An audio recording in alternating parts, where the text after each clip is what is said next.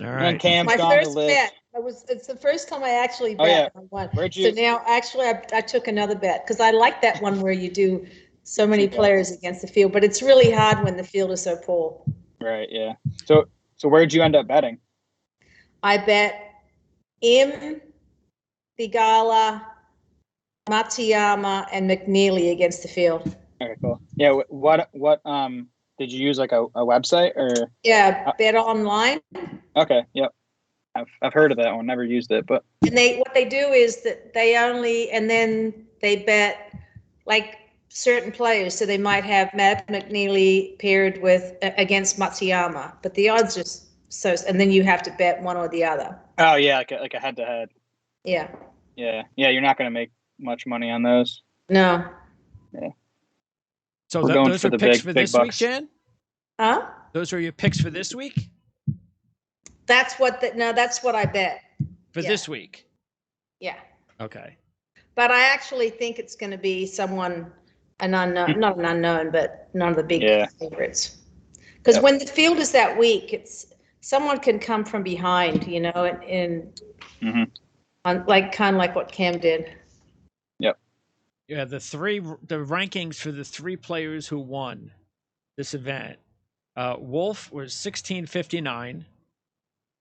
I think that was like, I don't even know. He hadn't played much as a professional. It was his fourth start as a pro. Yeah. Thompson, one of your picks last week, who made a charge. Yeah, I like Michael Thompson. Was 215th. Is he playing this week? Yes. And Cameron Champ was 117th. He's been playing badly now. Yeah, he has been bad. He's on my list though, just because he's 65. Isn't this a long hitters golf course?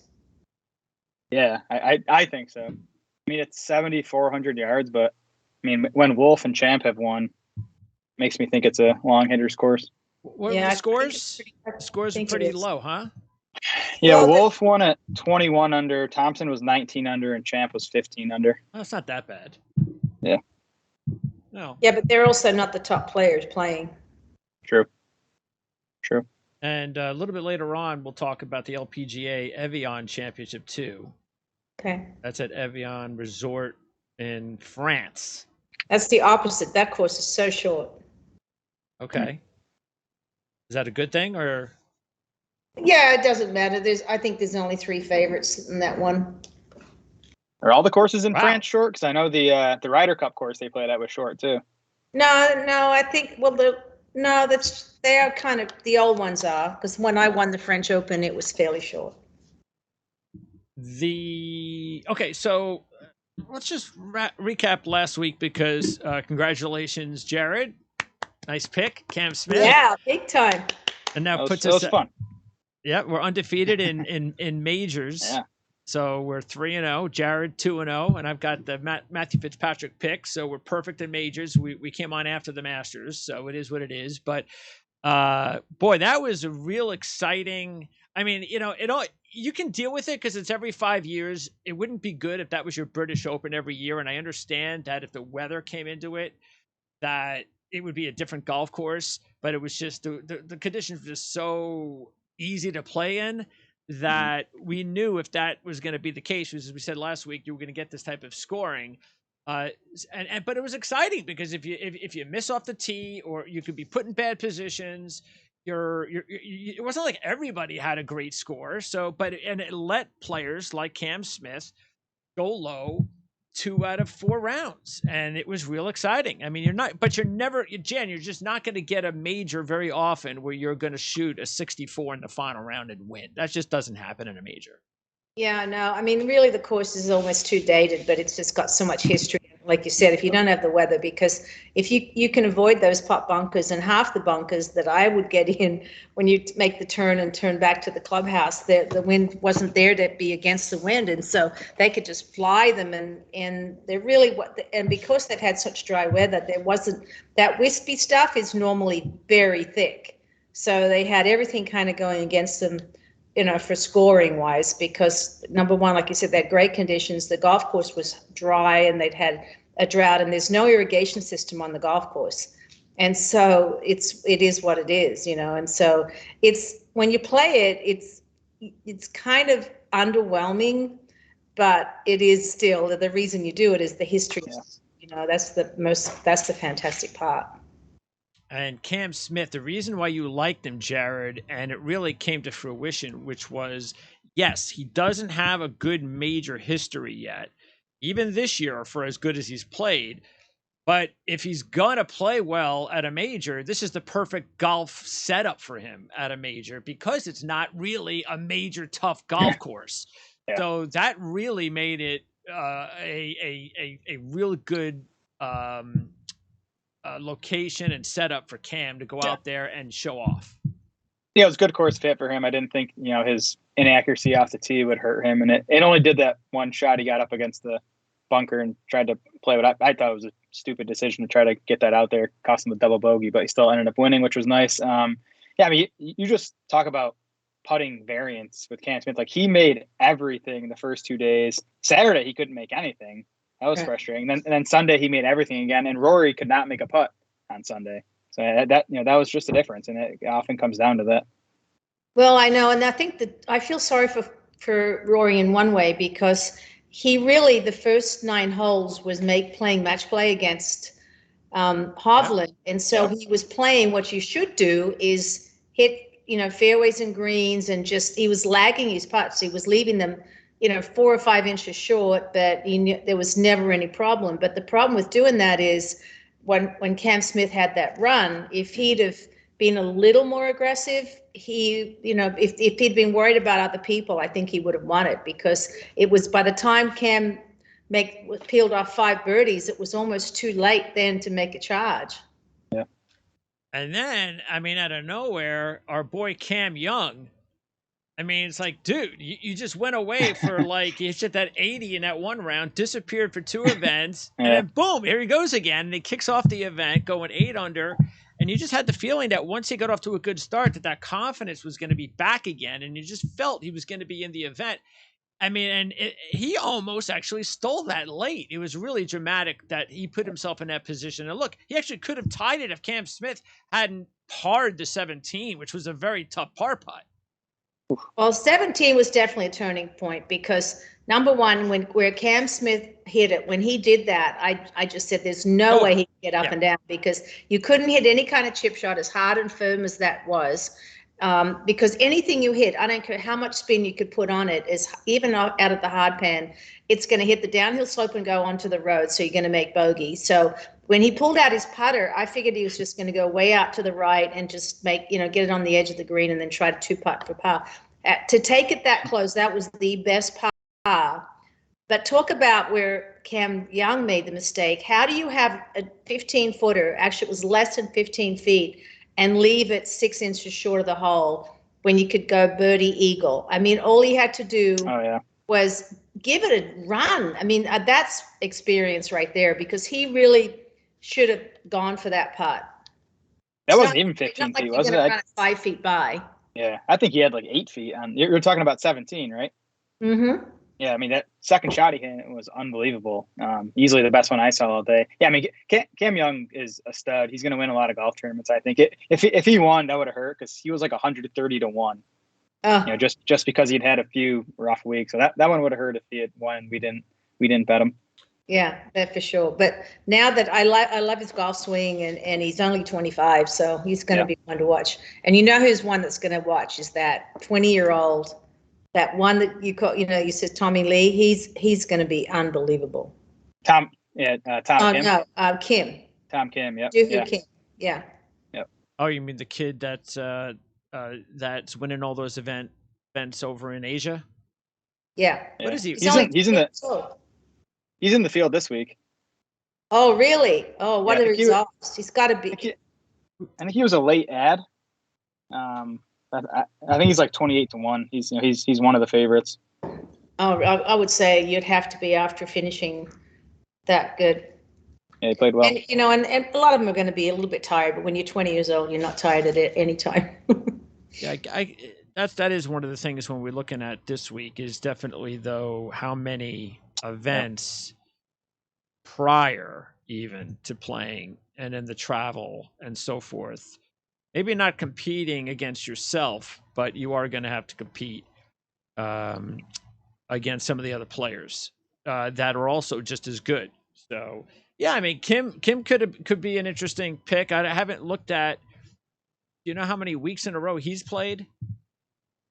Let me see. I don't think he's played that many. Let me see. He's 40th now in the world. Wow. Let's see. No, he's just played Scotland, so he should be fresh compared to some of the others. The favorite this week is Tony Finau, and then you have Sung Jiming at 16-1 as the top two, and neither one of us took either the two favorites. Matter of fact, I was actually surprised that you took Matsuyama, only because of the fact that you usually don't go with even, a number like that, 18-1, Jared. Yeah. But Matsuyama is actually the only player in the field he's the highest ranked player in the field at 14. So the 13 top ranked players in the field are not at the 3M Open in Minnesota, but Matsuyama is the top ranked player, and he is your top pick? Top pick, yeah. I mean, I just think getting the top ranked player in a bad field at 18-1 seems like good value to me. I mean, Hideki is the same odds as Cameron Tringali, Adam Hadwin, and Maverick Mcnealy. Like they're nice players. I don't know what that's about. Wow, that's pretty amazing. Yeah, I just think Hideki's a tier or two above those guys. He came 7th here in 2019 too, the first year they played it here. And he does well in some of the stats I looked at this week. Birdie or better percentage. You're going to have to make birdies here. He's 2nd in the field, and that's that. He's 6th best in this field in par 5 scoring. I think that's going to be key. So is there just like a number play? I think 18-1 on Hideki. I'd make him like 12-1 in this field. I think you're absolutely right, because I'm surprised that he's the same as McNealy or the others, because he can close and he's proven that he can lead. I think Tony Finau and Mav McNealy, the only way they're going to win is from behind. Well, in reality, Matsuyama should be the favorite. Right. There's no reason even that he should be behind Tony Finau. To tell you the truth. Agreed. I agree. So yeah, that is kind of weird. But like you said, Matsuyama, out of a couple of your stats, Matsuyama is 2nd in your top 10 birdie or better rate over the last 12 months. Yep. And 6th in your top 10 in par 5 scoring over the last 12 months. So I'm sure that had a factor in as well, as you mentioned. But at least he's got experience over the golf course, as you also brought up, the 7th place finish. And they've only, as we said, they've only had 3 events here over the last 3 years. How have you, and I will ask you, because this is a very new golf course, Jan, but have you played this golf course? No, I actually haven't. Most of the older ones I've played, but I was just looking at the way the bunker configuration. I don't know who designed it, but the bunkers on both sides, but it looks the very modern bunkers. And what does that mean? Well, they're like a little bit fake. They're more artificial and not natural. Oh, okay. Definitely not like last week. That's for sure. No, they'd been there a while, those bunkers. Maverick McNealy's pretty high on your stat list. 3rd in your birdie or better rate, and 1st in your par 5 scoring. McNealy was 16th here last year, but he's also been dealing with a lot of traveling. If you take a look at it, 5 straight weeks, including the trip to Scotland. So that's a lot of traveling.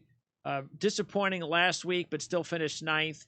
So he's been playing okay, but I don't know. It's asking a lot, and he is, as you mentioned, considered one of the favorites again this week. But the stats are good, Jared. Yeah, he's trending up, as we talked about. I know Jan's talked about how he's changed coaches. To me, it's just 18-1, kind of just a non-starter for McNealy at this point. Well, the problem with it is that Mav had a chance to win a couple of events this year, and also when he was playing on the Corn Ferry Tour, and he doesn't close well. I think the only way he wins is from behind. has a hot round on Sunday, not in the last couple of groups, because he's never won, and I always feel like, and I, only because I know him personally, I don't know that he's got that. I know he's definitely wants to win, but that little bit of confidence or strength to believe in yourself, and I mean, he's very, very gentle. To be a really good golfer, you've got to be pretty tough. And that once he's done it a couple of times, it might change. Maybe the reason Tony Finau is the favorite is he has 3 top 30s in 3 tries, a 3rd place finish in 2020, and he's in all 3 of your stats. He is 4th in birdie or better. He is 5th in par 5, and he is, 9th in proximity from 175 to 200 yards over the last 12 months. Why did you put in that proximity? Yeah, so this course has yielded the 2nd most approach shots from that bucket on the PGA Tour over the last 3 years. So again, it's a longer course, so these guys have longer irons in. So that was one specific approach range I looked at this week. All right. Well, I love his golf swing, so I hope he does win. His putting's always been the iffy part. Yeah, it's just his Finau at 11-1 just doesn't work. No. Yeah. An overwhelming 11-1. Nobody's even close to him. Adam Hadwin is 18-1 because he's played here twice and he's got top 10s in both. Wow. Including a 4th 3 years ago. But trying to go with Adam Hadwin as your co-third choice. Yeah. Yeah. He's cooled off too. He had that hot streak in the Florida swing. He played well, but he's cooled off since then. Yeah, Tringali is not a bad idea, but the odds is definitely the question because he's 18-1. He's played well here before. He was 3rd a couple of years ago, and he had a pretty good couple of events in Scotland. Yep. But still, I mean, he's never won before. No, right? And it's been on tour a long time too. Top 5 or top 10 bet on Tringali, but not picking him to win. Yeah, Davis Riley was someone I considered. And if you look at it, the only thing that I didn't like is that he seems to be trending in the wrong way, which you never like. He's also never played the golf course. I'm not sure that is a big deal, but he is number 1 in your birdie or better rate.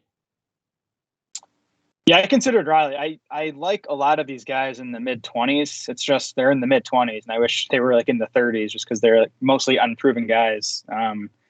But yeah, Riley was at the top of my list. If you wanted to go in his direction instead of Cam Davis's, who I ended up going with, I think Riley's a nice pick for this course.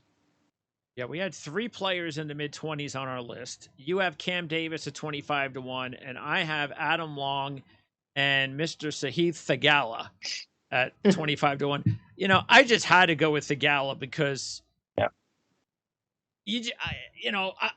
think the thing that I'm trying to that was doubting myself with was I'm sure there's a lot of people who are thinking this is going to be his week, just like I am. But the difference is he's not a favored. And I'm not, and I wouldn't have been surprised to see him as a top 2 or 3 choice. If he was a top 2 or 3 choice, I would have stayed away from him. But at 25-1, I'm okay. He's not that, he's not that low on the odds. So I'm all right, I'll go ahead and grab him because why not? I mean, he's as confident as any player in that range. And we know he's talented, and this would be a great opportunity for him to win. Long was runner-up here a couple of years ago. He seems to be getting better. He's got 3 straight top 25s coming in. And Cam Davis was definitely on my list as well. He's trending in the right direction with back-to-back top 10s and has played pretty well here the last 2 years. So I can see why you went with Cam Davis. What were the odds? 25-1 25-1. For all 3 players. Oh, that's good. I mean, I had an Australian named Cam last week, so I had to just try to make it back-to-back with Cam Davis. Yeah, Davis actually popped as first in my model. The stats I looked at this week. Over the last 3 months, he's 13th best in the field off the tee. He's 15th best on approach. He's 13th best in birdie or better percentage. And also, he's a really good putter on bent grass. It's easily his best surface. He's actually 6th best in this field putting on bent grass over the past 12 months. So I like the ball striking, and then if he can just have a good putting week, I think he can win for sure. I agree. I mean, he hits the ball long, and plus, most of the Australian greens are bent. So, and I'd love to see an Aussie win. In the 30 range, we have two of our picks, and for me, I went with Mark Hubbard as my second choice. Thigala was my first choice, and you went with Brendan Steele as your third choice. So again, both players at 35-1. Hubbard has got 3 straight top 15s, back-to-back top 5s. So, and he was 16th last year on this golf course, so he might be a little bit overdue in a field like this. And Steele coming in here, I thought I was not surprised that you took Steele because you talked a lot about him a few weeks ago. He was definitely on my list as well.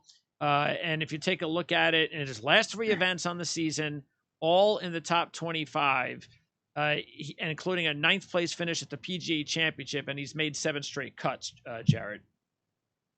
Yeah, and his irons have been red hot over those last 3 events. He's gained 7.4 strokes, then 5 strokes, then 5.7 strokes on approach over the last 3 events. He has not putted well. Like at Travelers last time out, he lost 6 strokes putting, and he still came in 25th place because the irons and the off the tee game was so good there. So he's just one of those good ball strikers, bad putters that I like to bat, and you just hope he has an average putting week, and I think he can ball strike it enough well to win. In the 40s, we have 3 of our players. I'm going back to Nick Hardy again at 45-1 is my third choice. He's got 6 straight top 35s, including the 8th at the Travelers. You could throw in the runner-up on the KFT Tour in that mix. And you have your boy, you're going back to Stephenson. Stephenson in his last 4, all in the top 25. 6th the last time out, which was that last week or 2 weeks ago?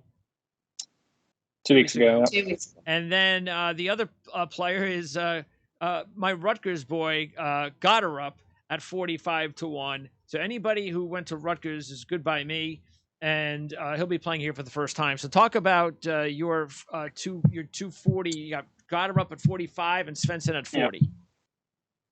Yeah, I thought Stephenson was gonna win the Barbasol without me, and that was gonna hurt. So I have to get back on him this week. I think he's close to a win. The ball striking remains awesome. Evidently, he learned how to putt because when I was betting him a few months ago, like every week, he was a negative putter. He was losing strokes to the field putting. He's now gained strokes putting in 7 straight events. Wow. So if he can keep doing that and continue to be one of the best iron players in the field, I think he's going to win pretty soon. Have you seen enough of Gotterup yet, Jan? No, I have not. To see what kind of. I haven't seen much of him yet either. Honestly, I watched him some at the John Deere. He came 4th a few weeks ago. I think this course is a little similar to John Deere too. So I like that. He was one of the best, if not the best player in college golf last year. And Matt Wolff won this event in 2019 in his 4th start after turning pro, which would kind of be a similar story to Gotterup. So I'm just kind of trying to get ahead of a guy who I think could end up being one of the best players in the world in the next few years. Okay. Wow, you think Gotterup is that? He's got a chance. I'm not gonna. I think he has the ability to be a top 10 player. I'll have to look at that golf swing a little closer. Yeah, I'd love to hear your take on it. All right, so those are your top 5, Jared. Matsuyama, Davis, Steele, Gotterup, and Stephenson. My top 5, Thigala, Hubbard, Hardy, Long, and my 5th choice is Patton Kizzire. We're going to go back to Kizzire. I took him a few weeks ago. I still think that he's kind of close, especially in a field like this. So he is going to be my 5th choice with a big number at 100-1.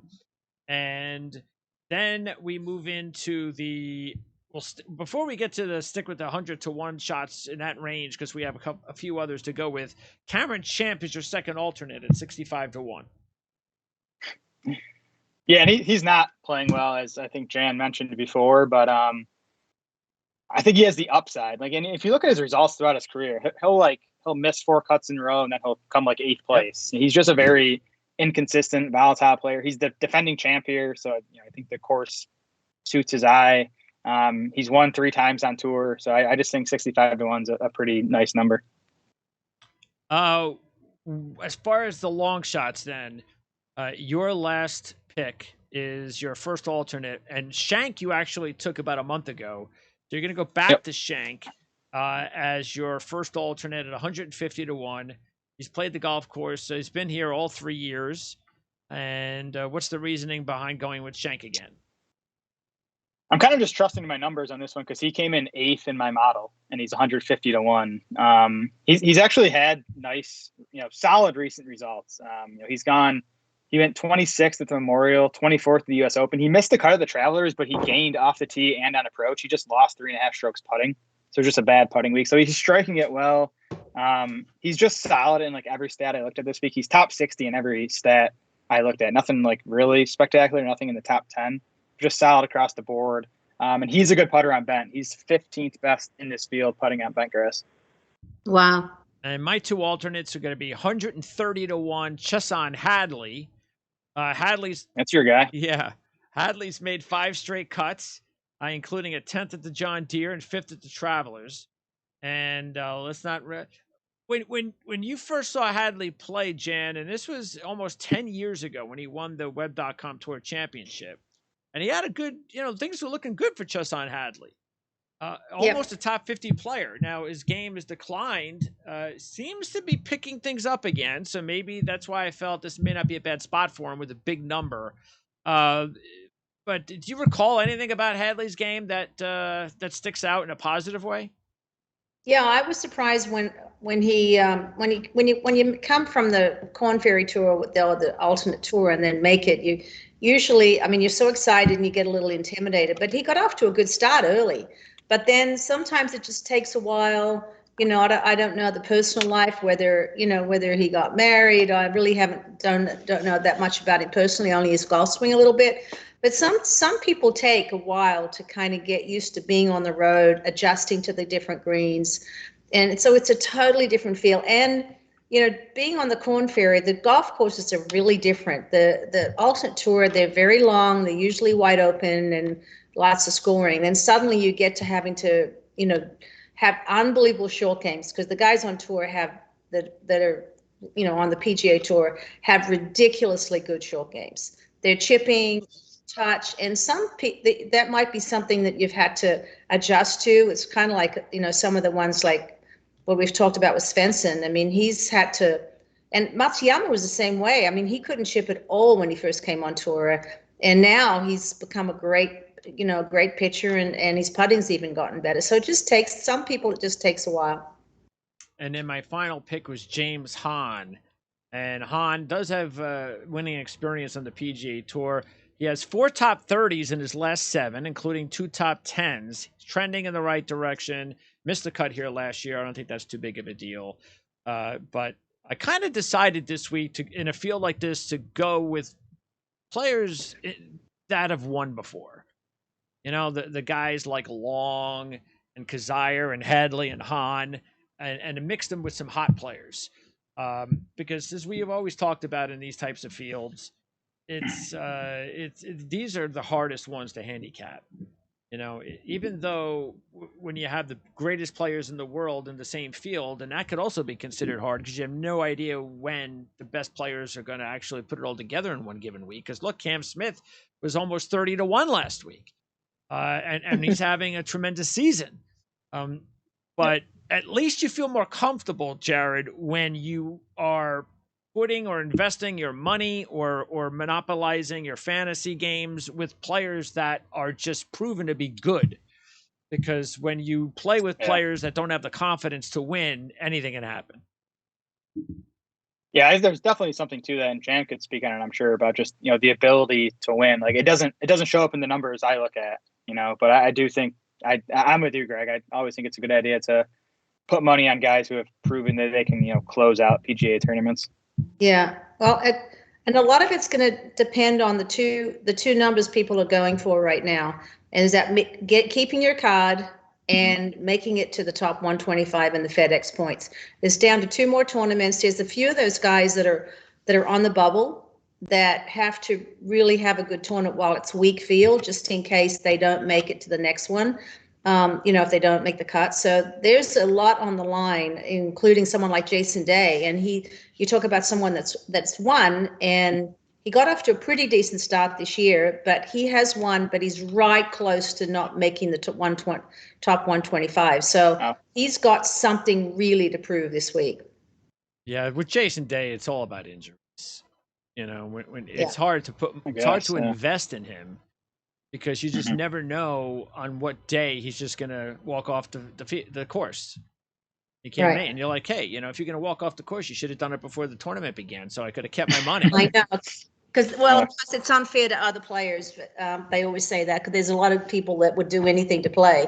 But the other thing you've got to remember with Jason is he's actually altered his swing a little bit so that it won't be as injury prone. Because the way it was right now, it was going to hurt his neck or his back every single time. So I'm looking that I think this is going to be a good week for him, actually. All right. And what is he like? What are his odds? I never even. I don't know. 55 to 1. Oh, that's not. I thought he would be 100 to 1. Well, not in this field. Speaking of those players, Jan, Michael Thompson's one of them. Michael Thompson's at 116. Pat Kazire at 120. You mentioned Jason Day at 122. Jaeger and Hickok are right on the line there. And Hickok is coming off a pretty good result. I like Grayson Siggs' game. He's at 126. It might be a little too early for him to win, but he's somebody to look out for. Ricky Fowler, 129th. Yeah, you know what? It's important for him to make the top 125 with his endorsements. Otherwise, I think if he doesn't, he'll probably jump to the Live Tour if he doesn't start playing better. Hey, might as well. Yeah, he was rumored to be going like a month ago. I remember talking about it. Nothing's happened since then. And then players on the outside, I have Nick Hardy. He's 132. I have James Hahn. He's 133. Let's see. Oh, Chesson Hadley is 143. Oh, he needs to have it the next two tournaments. He's going to, what do they have, 2 more left or 3? Couple more. I think just 2, right? There's next week is the Rocket Mortgage Classic, right? Yep. And that's it, right? And the FedEx, the actual Wyndham. FedEx, I think. The Wyndham, the Wyndham. Okay.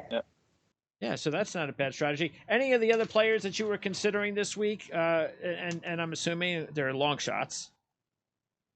Looking down my board, not really, honestly. I mean, my guy Smotherman is like under 100 to 1 now. So, and I still like the ball striking, but he might just be too bad of a putter right now to win. Like I think he just needs to improve as a putter before he can actually contend, because he just doesn't make enough putts, especially at a course like this. You're going to have to make putts to make birdies. Yeah. I just don't know if he can do it. Yeah. I was thinking, the guy who just missed my list was Hostler. Because I just, that's he's one of those hit or miss guys. And I just thought, you know what, this could be that kind of field in that week that we haven't heard his name in a month. So I put money on him, but he just didn't make my list. Who have you paid much attention to this? How do you pronounce his name? Is it Gligic? The Canadian? Michael, I don't know much about him. Let me see where he shows up. Yeah, he's 145th in the FedEx. He's got 4 straight top 40s and a 10th place finish. So he's playing well lately. Yeah. I mean, he's played well the past 3 weeks. It's been mostly the putter. I don't know if you can bank on that continuing, but the one other guy I considered is Garrick Higo. Okay. He won, what was it, concession last year? Yeah. And he'd been playing poorly for almost since then, but the last few weeks he started to show some signs of life. I think he's trending back in the right direction. So he's really someone to keep an eye on going forward. Which one? Garrick Higo. Yeah, the South African. Oh, yeah. Lefty. Yeah, we talked about him last year, earlier in the year, actually. But yeah, he hasn't played well, like you said, after his win. Yep. But he's got the talent. He should be playing a lot better. I'm surprised. But he can't. Yeah, he came 18th at Memorial. That was his first made cut in like 10 starts, and he miscut at Travelers, but he just putted poorly. He miscut at the Scottish Open. He came 47th last week at the Open. And this Lauer kid has played better the last couple of weeks. He's got back-to-back top 20s. I still like Hayden Buckley. He's in this field, right? Yeah, I like his game. And we haven't seen much of Brandon Matthews, but apparently he's like one of these Corn Ferry Tour kids that's now just starting to get his feet wet on the PGA Tour. So maybe he's somebody that we'll eventually start paying more attention to. Denny Willis in this field. Oh man, Yeah, what has I saw happened? that. Ever Well, since he again, won, he's another one that's trying to make it for the FedEx Cups. has he won since the Masters anywhere? Yes. He won in Europe one tournament. Okay. Yep. That's it. 153rd, the FedEx Cup. So, like you said, Yeah, so he knows he's got to have 3 tournaments to make it to FedEx. you know, I was thinking about Griot because he finished 3rd here a couple of years ago, coming off the runner-up at the John Deere a few weeks back. You know, that's a guy that I really expected more of over the last couple of years. Yeah. And he's had opportunities to win, but the last few years, every time he put himself in an opportunity to win, he would have a bad final day. So he's got some. Yeah, he was a guy right when I first started betting on golf. I would bet Griot a lot because he's the classic great ball striker, horrible putter. He's been a bad putter his whole career. Oh wow! And Clark was someone also I was going to consider. 5th here a few years ago. Is coming back from both events in Scotland. He's 65-1. All right, so that's what we have for the 3M Open at TPC Twin Cities. That's in Blaine, Minnesota. I'm not sure what the weather's like at this time of year. Probably hot. It's hot all over. It's hot everywhere. Yeah, even in Minnesota, it gets hot. Even in Minnesota, which they have a lot of mosquitoes out there. Okay, Yeah. That sounds lovely. And next week is the Rocket Mortgage Classic. We're gonna make a few adjustments as far as our programming. We'll talk more about that next week. We are getting ready to come into this home stretch of the FedEx at the same time where Jared, I know you're really getting busy now with the fantasy football season. How's everything going now? You're gonna have what's your latest schedule? Did you already produce a show for this week? Yeah, we did a podcast this morning. We did NFC North preview, and then we have our AFC North preview on Thursday. I did another podcast on Monday. I did a second podcast today, so it's a lot of football talk, but it's fun. Yeah, well, we're going to do those fantasy shows, but we're also going to have to schedule like a one show where it's just NFL to preview the season. I know we haven't talked about it, but we'll work on that. So we'll be talking football next month. And yeah, it's just football is just going to take up a lot of time. And I'm glad that they're talking about scheduling changes again, Jan, because I guess they haven't come out with their fall series schedule yet. Because they're trying to, they said in 2024 they're going back to like a regular year calendar, no more wraparound. So I like that idea. It's very confusing. You know, a lot of the guys that are tired that have played all the big tournaments don't play towards the end of the year, and then they get behind with the wraparound. They tee up in January and they've already got 5-6 tournaments behind that they're behind already. So I think that's a good idea because the players never liked it. Yeah. And it was always weird too to see them talk about being in the FedEx Cup standings and stuff at that time of year and how it just didn't seem right. And I don't think there's anything wrong with having a fall series. Confusing. No, I agree. I think that they're finally going back to the right thing. And they did say what they're going to do is apparently that they want to come up with like 2 or 3 events during the fall with a limited field of really good players. And remember, we've talked about this before. Why don't you come up? I mean, why is this such an idea that nobody has thought of? Maybe they have, but they just can't put it together. Of a second match play event of only like the top 16 best players in the world. Get rid of all the excess stuff. This way, you guarantee to have great matchups. I agree. I mean, I know that. I mean, everybody loves a Ryder Cup and the match play part of it with the top players. So that's probably why. And I think this is a way for the PGA to keep the top players from going to live. Yep. If they have these limited fields where they can guarantee them a lot of money, that helps because. A lot of the top players will say they have to do a little bit extra. They got to do all the media stuff every Tuesday. They have to, be available for a lot of interviews. And so maybe this is the PGA's way of keeping the rest of the good players. And before I let you go, Jan, we definitely have to mention a couple of things on the LPGA side. The LPGA senior event is in Kansas this week, correct?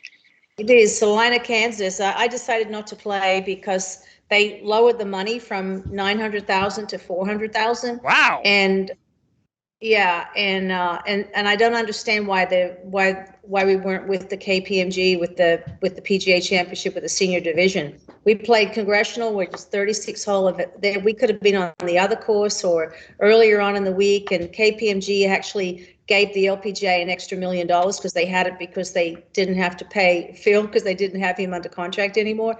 They should have made this.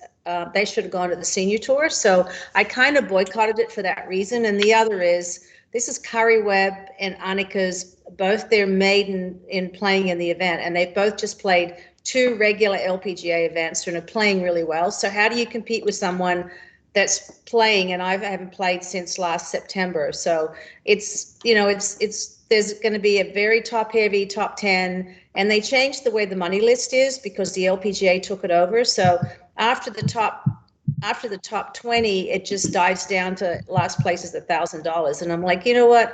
I've got so much going on. It wasn't worth it. Makes sense. And the big event is going to be in France. So that's another major, correct? Yep, that's the 4th major. The LPGA have 4 majors, and it's kind of an unusual golf course. I mean, we played the one time I did play it. You play all the way back because the golf course is very short, and so the long hitters don't even have to hit drivers on half the holes. I mean, because they hit it so far now. So it's going to be I think I like Jin Young Ko. I think it's time for her to step out because she hasn't played well lately, and then obviously Jennifer Kupcho won last. And she's really hot because she won 2 of the last 3, and then of course Minjee Lee. How do you beat her? I love her golf. She doesn't seem to have any weaknesses. So on a golf course like this, where it's not length, it's going to be a little bit of everything. She's got a little bit of everything. It's interesting that Minjee Lee only has 1 top 10 on this golf course, but that was last year's win. She's the favorite. Yep. At 9 to 1. She's 9 to 1. That doesn't surprise me. Jin Young Ko is 12 to 1, but Jennifer Kupcho's 35 to 1. Yeah, I've already put a few bucks on Kupcho. All right, I'm putting some bucks on her right now. So what about I thought that was and what about is Lydia Ko playing? Yes, she's 14 to 1. She won but that's a good course for Lydia because it's not long. She's not a long hitter. She's got 4 top 5s over her last 6, and she won this event back in 2015. I also thought what was a good bargain was Se-Young Kim at 40 to 1. She's got 5 top 20s and 6 attempts on the golf course with 2 top 5s and a runner-up, and she's coming off 5th at the PGA Championship, so that's pretty good. And now, how do you pronounce it? Is it Thidakul? Thidakul, yeah. So she's 14 to 1, 5th last year. Her last 2 events are 5th and 4th. So she might be a pretty decent play at 14 to 1. Yeah, because she hasn't won yet, and she's really talented. She was leading in the Asian tour, so she's definitely going to win, and she's very young too. And and then how about Nelly Korda? Because she was injured this year? Yeah, she had a blood clot, and they didn't know where it would go, so they had to wait and rest and make sure that it was taken care of. I'm not sure if they actually took it out or they made sure that it bypassed where, in case there was a problem. So that kind of held her back for quite a while, but she's starting to play well. So even though she's long, I think she looked really good when I watched the KPMG at Congressional. She looked like she was ready to win. Yeah, she doesn't have a good track record on the golf course, but in all 7 of her events this year, all of them are in the top 30. And that includes 4 top 10s, 2 top 5s, and a runner-up. She was 8th last week. So out of the favorites, that was the one that I put some money on. You can't put money on more than maybe one favorite up there. And I also put a little bit of money on that Lee 6 at 50 to 1. She was second here last year and 6th in 2019. So she seems to like the golf course.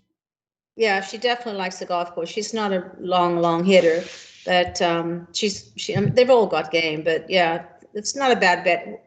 I still like to go with the people that are playing well at the time, even though when it gets down to it, you still, you always play well on the courses that you like, and you've got a great history and a subconscious, but it's still how you're playing right now. Cup chose the 100% best bargain and best play of the week based on her odds, based on her streak, the fact that she won the Chevron this year, and she was runner-up here on this golf course 2 years ago. She has everything going for her. Doesn't guarantee she's going to win, but at 35 to 1, I mean, she is a can't not play. I agree. I'm in. I just placed the bet. Just placed the bet. You put all your winnings on Cam Smith. Live on air. The bet was placed.